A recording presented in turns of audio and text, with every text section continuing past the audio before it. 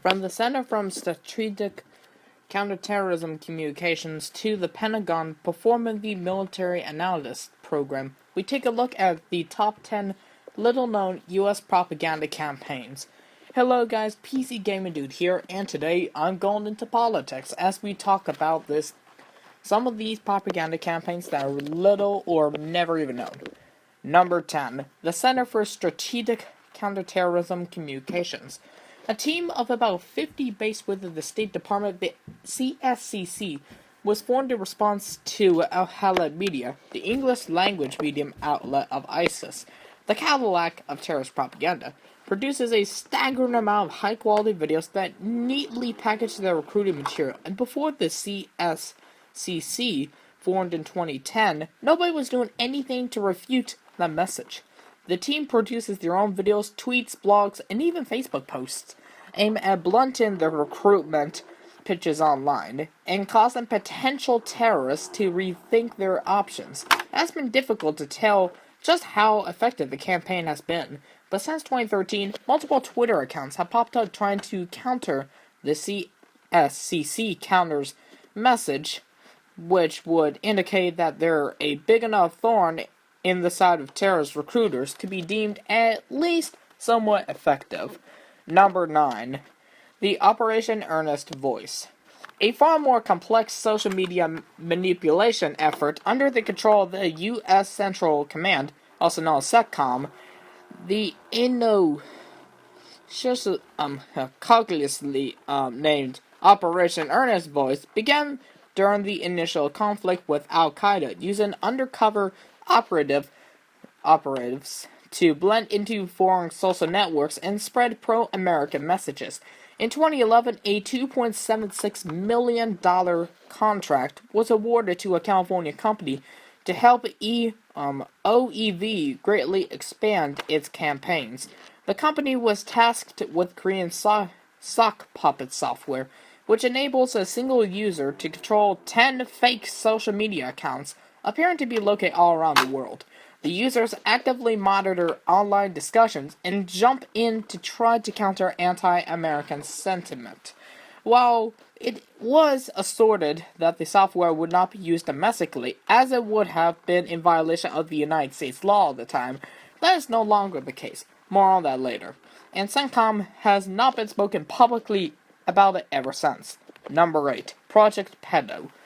Conceived and implemented during the Eisenhower administration, the offensively named Project Pedo was an effort to make sure that Mexico was on the right side of the Cold War. In other words, make sure that it's not on communism. Now, this was with polls showing close to 3/4 of Mexican citizens neutral on communism. It was fairly simple. Mexican businessmen were actually paid to act as fronts for United States-owned companies that produced newsreels, which were more popular in Mexican theaters. These U.S.-produced newsreels made it into almost 400 theaters and blended pro-U.S. propaganda and advertisement for companies like Goodyear and even the favorite soda Pepsi. With more traditional Mexican newsreel fare like reports on recent bullfighting and boxing matches. The project continued throughout the 1950s, but was terminated in the early 1960s, as it was very expensive and its efficacy had proven impossible to determine. Number 7. Shared Values Initiative. Shortly after 9/11, the U.S. government was actively seeking ways to improve its image with Muslim communities overseas. As a meat to this effort, the Shared Values Initiative tried to do this in perhaps the most American way possible, with the glossy, expensive television advertisement blitz showcasing happy, safe, and proud Muslim Americans extolling the virtues of their adopted country. The campaign severely misjudged its audience and was a catastrophe. Many leaders of targeted countries refused to cooperate, and even a senior member of the U.S. Council on Foreign Relations called it extremely dang poor. It was like this in the 1930s, and the government was running commercials showing happy blacks in America. Wow. Well, they were saying poor blacks, they're very racist. So, the program was canceled in 2003, spending only half of its budget. Wow, that's pretty cheap. Number 6. Zanzino. Zunzino was the Cuban Twitter, a text message-based social network that gained around 40,000 subscribers between 2010 and 2012. It was marketed to young Cubans and focused on such non-controversial topics such as soccer and movies. And none of the network subscribers ever had any idea that it was designed, deployed, and operated by the United States government. Cool. Cuba's communist government's not even controlling anything. Cool. So the company was set up through an elaborate network of front cooperations and even have phony ad banners, making it look like a commercial enterprise.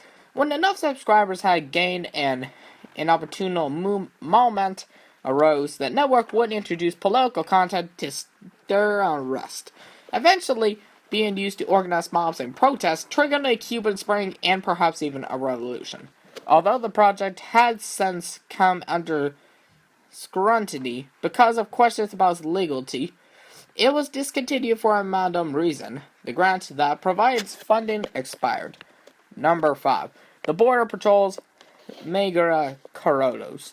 In another program aimed at the Mexican citizenry, but for a very different reason, the Homeland Security Agency enlisted the Border Patrol for help in disseminating propaganda of a very peculiar type. Corrados, folk ballads, have long been ingrained in Mexican culture, and the HSA produced an album of them, describing the hardships and horrors that await if one should attempt to immigrate to America illegally.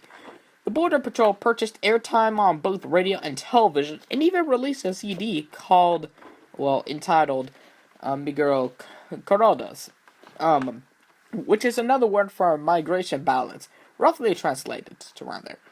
The 2005 campaign fell under suspicion by the populace, many of whom thought their own government was responsible for this. The Border Patrol cited a decrease in migrant deaths from 492 to 390 in the year after the CD's release as proof of its success. The myriad other factors could have explained this. Number 4. America's Army Game Series. Well, as previously alluded to, the 1948 Smith-Mundt Act explicitly prohibited the use of propaganda in the United States, by the United States domestically. This never prevented the government from finding loopholes, such as financing the ad council creators of decades worth of ambiguous PSAs, some with questionable content, or releasing extremely thinly disguised propaganda that acknowledges its source, such as the America's Army video game series, of course.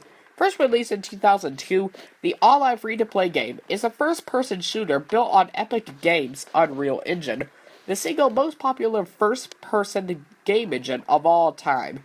It plays much like any other first-person shooter, except no one dies. Opposite players are neutralized and no blood is shown. That's actually pretty good. Pretty good for kids. In the first 10 years of its release, the Army spent over $30 million developing the series. Number 3. Now, you may guess at video news releases. If you are ever watching a news broadcast that has unclear or unfamiliar station affiliation, you may be watching what in the industry is called a VNR, or video news release. These are very fake TV news, I should say. These are segments that are sold in packages to television stations and affiliates, and are made to look like actual news segments. Some are produced by ad agencies or public relations firms to subtly market products, and some are even produced by the government agencies to subtly influence opinion. Since a New York Times exposed in 2005, the FCC has been investigating the practice. Press officers for several federal agencies have long maintained that the segments are neutral and factual, amounted to nothing more than video press releases.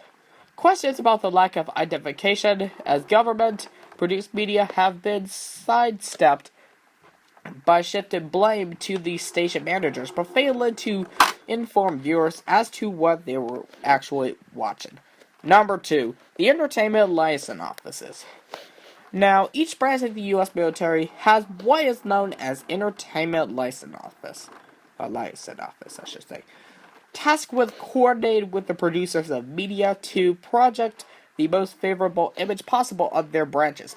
Obviously, several films are made about the military, and some senior officers review 30 to 50 feature scripts per year.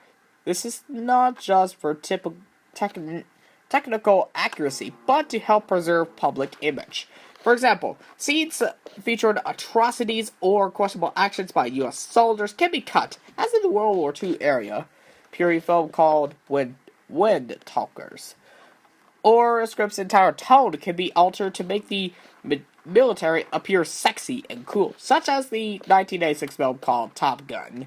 Now, military branches have also actively endeavored to get their veterans, especially ones with interest in stories, into reality TV shows for long as the genre has been popular. According to a 2015 Freedom of Information Act released from the Department of Defense. Number 1. Pentagon Military Analysis Program. During times of military conflict, television news coverage heavily features military analysts, usually retired officers with lots of years of experience, to make such a sense of the situation for the viewing audience. A 2008 New York Times piece, though, exposed this practice as perhaps the most potentially harmful domestic propaganda campaign ever mounted. The Times uncovered a concerted effort by the Pentagon to get only certain men on the air, men with close business or political ties to over 150 military contractors, who one may recognize as those least likely to have an impartial opinion on military activity. This is intended as a sort of medium Trojan horse to shape the coverage of terrorism and military campaigns from the inside, and thus influence public opinion on favor of continued military activity, keeping the defense contracts rolled in. If all of this seems to be a direct violation of the aforementioned Smith-Mundt Act prohibiting domestic propaganda, it very well may have been. But the point is actually probably moot. The 2013 version of the National Defense Authorization Act, which must be renewed yearly, contained an amendment that effectively repealed Smith-Mundt, making propaganda aimed at us by our government legal once more. Anyway, guys, so what do you think about this top 10? Let us know in the comment section down below what top 10 we should do next, and see you guys next time in another top 10.